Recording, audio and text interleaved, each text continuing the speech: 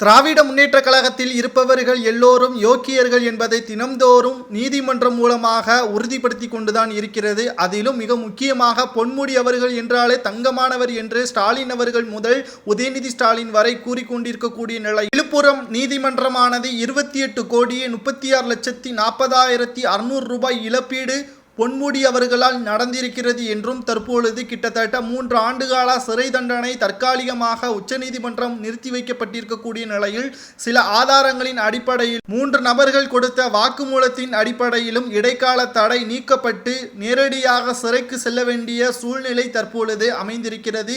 எதற்காக என்ன தகவல் என்பதை இந்த வீடியோவில் முழுமையாக தெளிவாக நாம் பார்க்க போகிறோம். வீடியோவை மட்டும் ஸ்கிப் பண்ணாம முழுமையாக பாருங்கள். விழுப்புரம் மாவட்டத்தின் செம்மண் குவாரியில் அளவுக்கு அதிகமாக அனுமதியை மீறி சுமார் 2,64,646 லோடு லாரிகளில் செம்மண் எடுக்கப்பட்டுள்ளது. இதனால் அரசுக்கு 28,36,46,600 ரூபாய் இழப்பு ஏற்படுத்தியதாகவும் குற்றம் சுமத்தப்பட்டது. இது தொடர்பாக முன்னாள் அமைச்சர் பொன்முடி உள்ளிட்ட 8 பேர் மீது மாவட்ட குற்றப்பிரிவு போலீசாரால் வழக்கு பதிவும் செய்யப்பட்டிருந்தது. இந்த வழக்கு மீதான விசாரணை விழுப்புரம் மாவட்ட முதன்மை அமர்வு நீதிமன்றத்தில் நடந்து வருகிறது.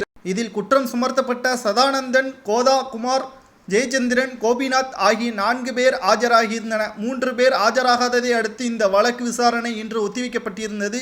அதன்படி இன்றைய வழக்கு மீதான விசாரணை நீதிபதி முன் வந்தது. இதில் மேலும் ஒரு முக்கிய சாட்சி பிறர் சாட்சியமானதும் இதுவரை 9 பேர் பிறர் சாட்சியமான தலையில் மேலும் ஒருவர் பிறர் சாட்சியம் அளித்துள்ளனர். அதாவது பொன்முடி அவர்களுக்கு எதிராக 9 பேர்கள் சாட்சியாக இருந்துள்ள நிலையில் இவரது இடைக்கால தடை நீக்கப்பட்டுள்ளது என்றும் நேரடியாக ஓய்வு பெற்ற விழுப்புரம் வருவாய் கோட்டாட்சியர் ராதாகிருஷ்ணன் பிறர் சாட்சியம் அளித்ததன் பரபரப்பு ஏற்பட்டுள்ளது. அதாவது விழுப்புரம் மாவட்டத்தில் உள்ள கோட்டாட்சியர் கொடுத்த வாக்குமூலத்தின் அடிப்படையில் பொன்முடி அவர்கள் செய்த தவறு உறுதி செய்யப்பட்டிருப்பது என்றால் உச்சநீதிமன்றத்தின் இடைக்கால தடை நீக்கப்பட்டு இன்று இரவு கைது செய்யப்படுவதற்கு வாய்ப்புகள் அதிகமாக இருப்பதாக தகவல்களும் வெளியாகி இருக்கிறது. இதை பற்றி உங்களது கருத்துக்களை கமெண்ட் வாயிலாக கூறுங்கள். நன்றி, வணக்கம்.